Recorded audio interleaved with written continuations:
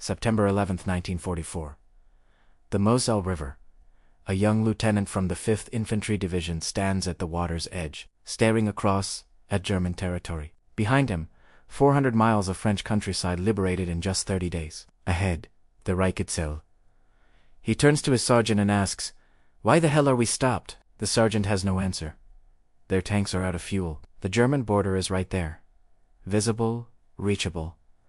But Third Army isn't moving. And in that moment, this lieutenant realizes something that will haunt American soldiers for months.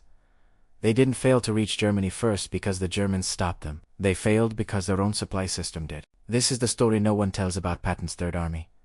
Not the glory, not the speed, but what the men actually said when they finally crossed into Germany, and why those words reveal a truth more complex than any victory speech could capture. August 1st, 1944. Third Army becomes operational under Lieutenant General George S. Patton.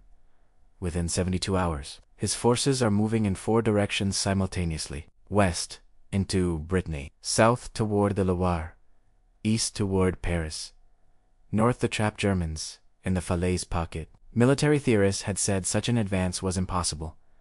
The logistics couldn't support it. The command structure would collapse. German high command intelligence officers, reading reports of Third Army's movements, dismissed them as Allied deception. General Gunther Blumentritt would later write, "We thought the speed reports were exaggerated. No army could sustain such an advance." Patton didn't care what theorists said. He told his staff something that became Third Army doctrine. "We have 2 enemies, the Germans and our own high command that might slow us down." That attitude filtered down through every division, every regiment, every company. Tank Commander Robert Corley of the 4th Armored Division wrote to his wife on August 8th, "We're moving so fast that our maps are obsolete before we can study them. Towns we're supposed to capture are already behind us." Sergeant Michael Donovan of the 80th Infantry Division recorded in his diary, 30 miles today. We bypass German positions that someone else will have to clean up. We just keep rolling." The soldiers loved it at first. Speed meant fewer casualties than static warfare. Speed meant exploiting German confusion. Speed meant ending the war faster. Private Daniel Webster wrote home, "For the first time since we landed, we're fighting the kind of war that plays to our strengths. We've got more trucks, more tanks, more fuel than the Germans. Out here in open country, we can use all of it." But some recognized the danger immediately. One infantry captain wrote, "We're advancing faster than our supply lines can follow. Every mile forward is a mile our trucks have to drive just to bring us fuel and ammunition. Something's going to break." His prophetic words would prove accurate within 3 weeks.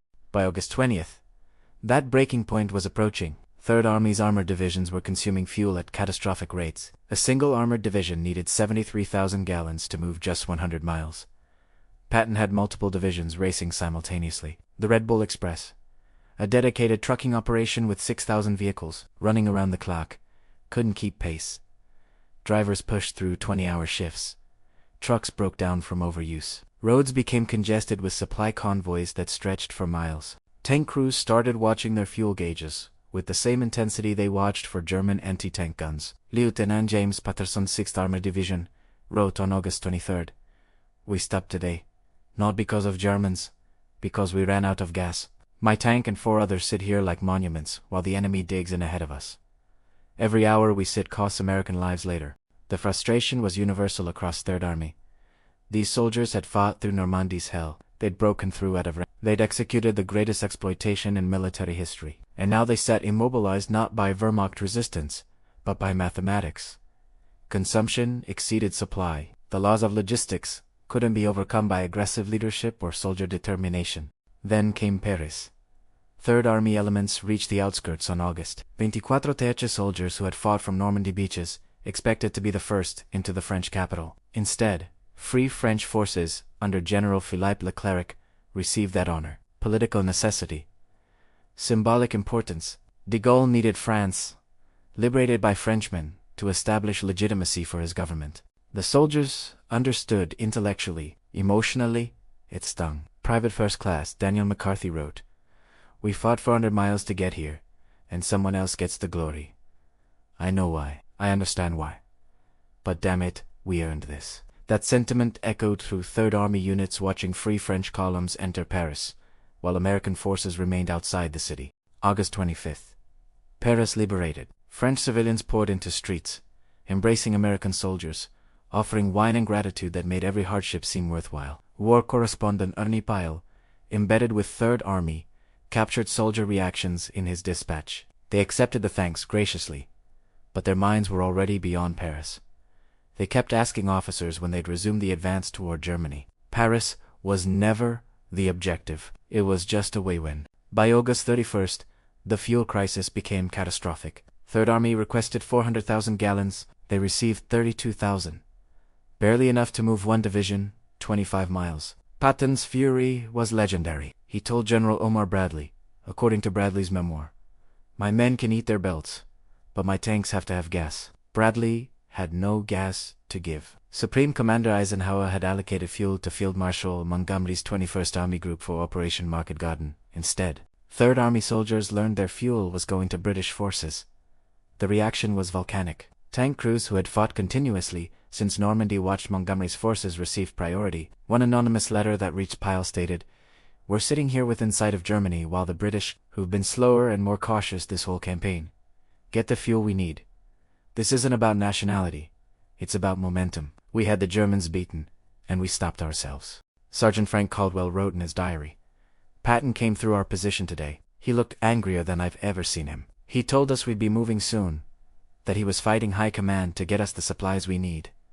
But we all know the truth. We could be across the Rhine right now, if someone had planned logistics better." For 2 weeks, Third Army sat immobilized along the not because of enemy action, because of logistics. Soldiers used the time to write letters, maintain equipment, and watch German defensive positions strengthen daily. Captain William Henderson wrote to his family, "We can see the Siegfried Line from here. We can see German engineers working on bunkers. Every day we wait makes crossing into Germany more expensive in American lives, and there's nothing we can do but watch." The psychological impact cut deep. These were soldiers who had executed the greatest advance in modern military history. They had averaged 13 miles per day across France. They had captured tens of thousands of prisoners. They had liberated millions of French civilians. And now they sat immobilized, watching opportunity disappear.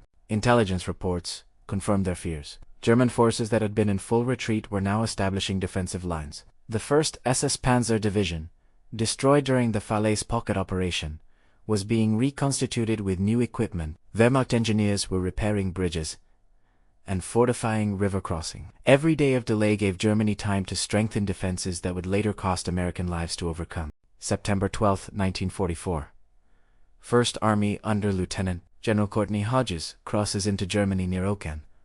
They beat Third Army across the border. When Patton learned this, he wrote to his wife, "I fear I'm off the first pages of newspapers for the moment." His competitive disappointment filtered through the ranks immediately. Soldiers who believed they would be first into Germany felt cheated by circumstances beyond their control. Corporal James Riley wrote, "First Army got there first. We're happy for them. But it should have been us. We had the momentum. We had the Germans on the run. If we'd had fuel in late August, we'd be miles inside Germany by now." September 14th. Third Army finally crosses into Germany. Not with fanfare, not with ceremony. During routine patrol operations in the Saar region, the first soldiers across barely noticed they'd left France until they saw German language road signs and different architectural styles in border villages. Private Thomas Riley, 95th Infantry Division, wrote in his diary, "We crossed into Germany today. No big deal, no celebration. Just another patrol. We're too tired to care about milestones. We just want to finish this war and go home." That anticlimactic crossing reflected something profound about Third Army soldiers by mid-September. They were exhausted. They were frustrated.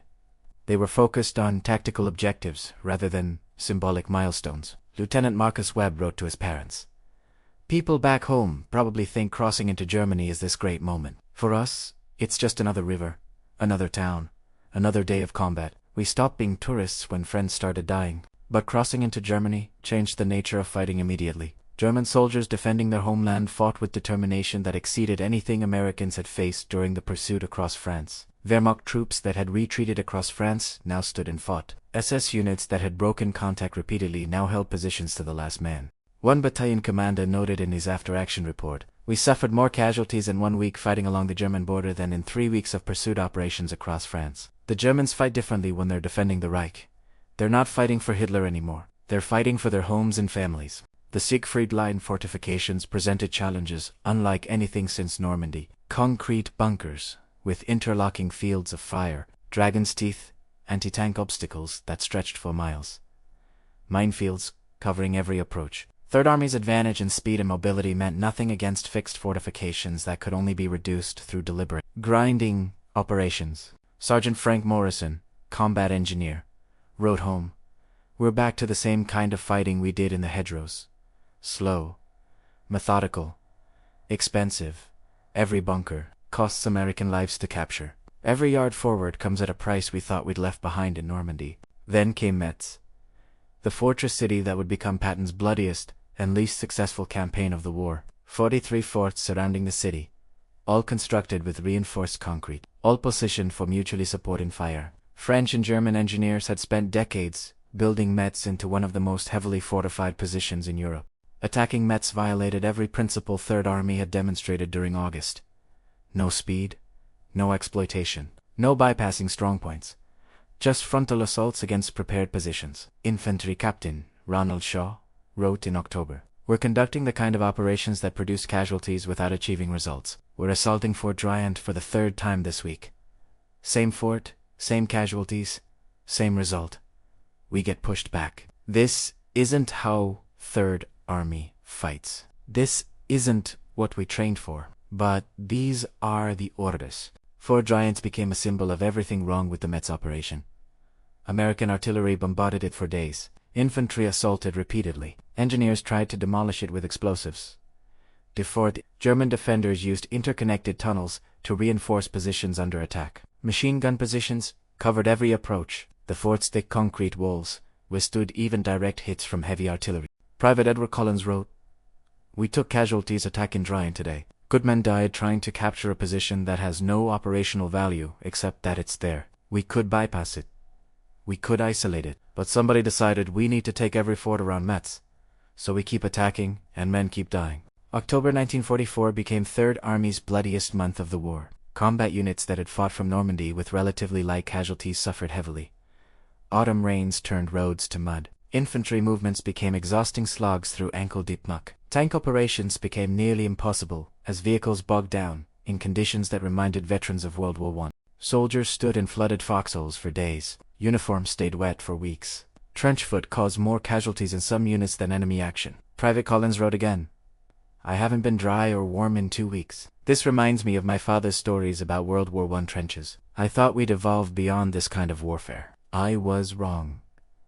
Tank crews found conditions equally miserable. Mud immobilized vehicles that enemy fire hadn't stopped. Visibility dropped 2 yards in persistent fog and rain. German anti-tank guns fired from concealed positions and disappeared before American forces could respond. Lieutenant Hayes wrote, "We lost 2 Shermans a day to guns we never saw." The psychological impact of fighting an invisible enemy wears on crews more than direct combat. But soldiers maintained discipline. They continued attacking when ordered. Veterans incorporated replacement soldiers into units and taught them how to survive. Squad leaders looked after their men even as conditions deteriorated. One battalion commander wrote in his report, "My men complain constantly about conditions and operations. But when ordered forward, they advance with professionalism that reflects their training and leadership. They're exhausted, but they're still soldiers." November 22nd. Metz finally falls after nearly 3 months of operations. The victory produces no celebrations. Only relief that the grinding operation is finished. One company that fought from Normandy to Metz had lost 70% of its original personnel to casualties, rotation, and medical evacuations. Private Joseph Martinez wrote, "We captured Metz. I should feel proud. I just feel tired and sad for all the men we lost getting here. The city is rubble. The forts are shattered, but we paid for every yard with American blood. Was it worth it? Ask the families of the men who died here." December 19th, 1944.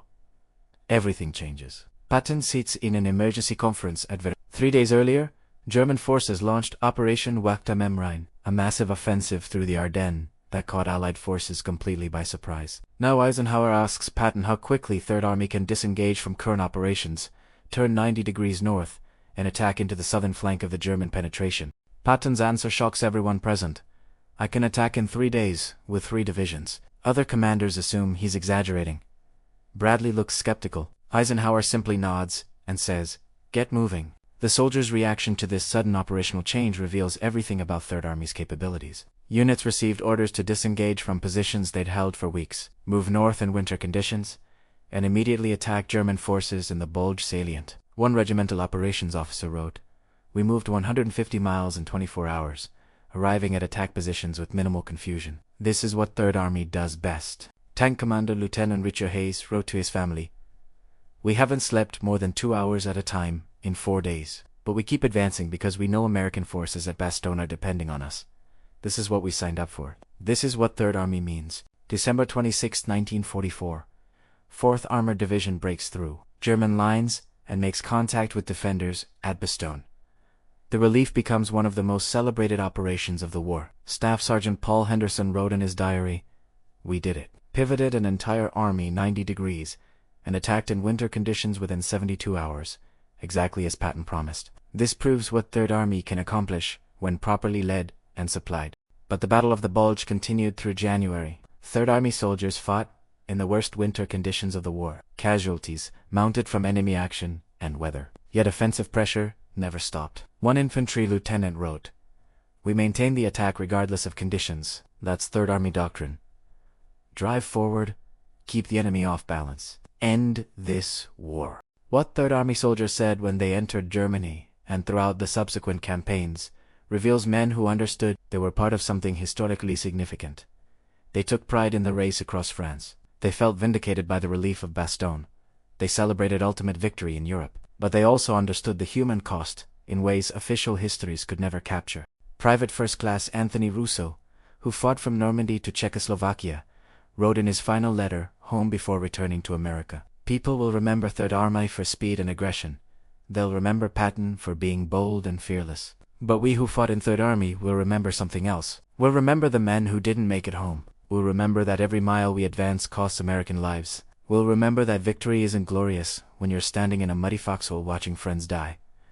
Third Army accomplished great things, but the cost was higher than anyone who wasn't there can understand." That's what Third Army soldiers really said when they entered Germany. Not victory speeches, not celebrations. Just honest reflections from men who understood that military achievement is measured not just in miles advanced or battles won, but in the human cost of every objective captured. The legacy of Third Army isn't just operational success. It's the story of American soldiers who executed the impossible, paid the price for every mile forward, and maintained their humanity through circumstances that tested it constantly. If this deep dive into Third Army's actual combat experience fascinated you, then you need to subscribe to this channel immediately. We bring you the untold stories from history's greatest conflicts, the perspectives that official histories overlook, the voices of soldiers who experienced these events firsthand. Hit that notification bell so you never miss our next video, because there are countless more stories from World War II that deserve to be told with this level of depth and respect for the men who lived them. Subscribe now and join us as we continue exploring the human reality behind history's most dramatic moments.